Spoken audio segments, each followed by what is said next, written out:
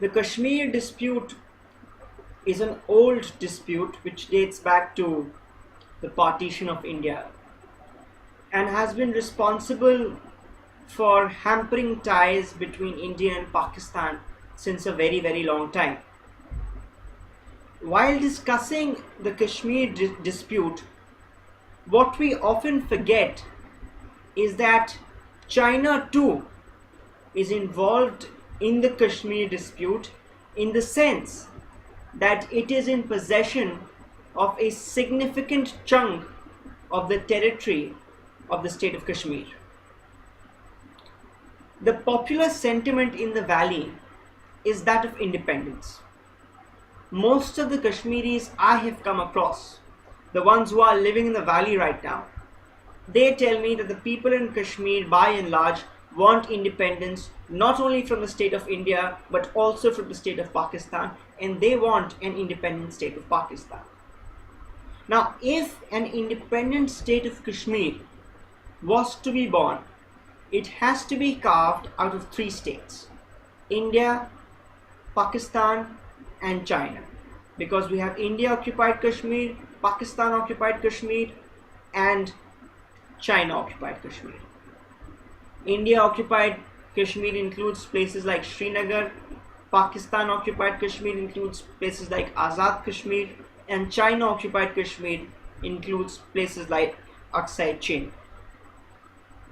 I personally feel that the idea of an independent state of Kashmir is an irrational one.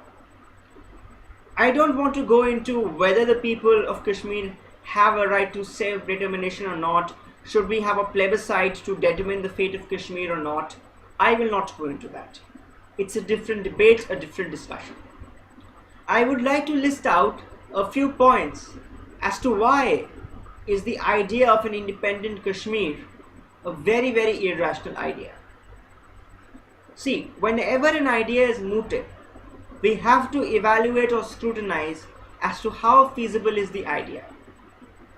If an independent Kashmir has to come into being, it has to be carved out of three nuclear armed states. No nuclear armed state would ever be willing to concede on its territory. No nuclear armed state. We have Israel, which does not openly acknowledge the fact that it has nuclear weapons. But since a very, very long time, Israel has been extremely hostile to the idea of giving up on the occupied territories. For Kashmir to come into being, it would require a monumental compromise on the part of three nations, out of which one is already a superpower and two are aspiring to be superpowers. So in such sort of a situation, the feasibility of Kashmir coming into being are very, very less, because in no circumstances will China compromise.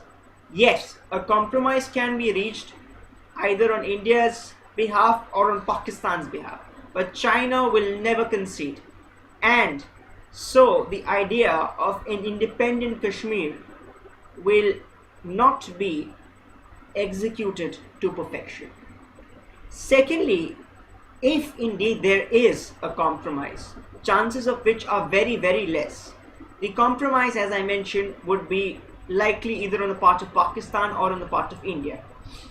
Now, after any nation comes into being, its first job or responsibility is that of safeguarding national interest, ensuring national security, and promoting the idea of the survival of the nation.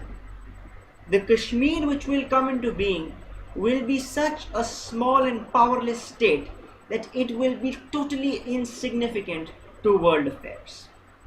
The rich water resources present in Kashmir will generate so much of interest among these three nuclear armed nations that somehow or the other they will always try to bully Kashmir and take over Kashmir. Indians and Pakistanis have great amount of prestige associated with Kashmir, And so, even after Kashmir will be born, of course, jingoistic elements will come into power at some point in time.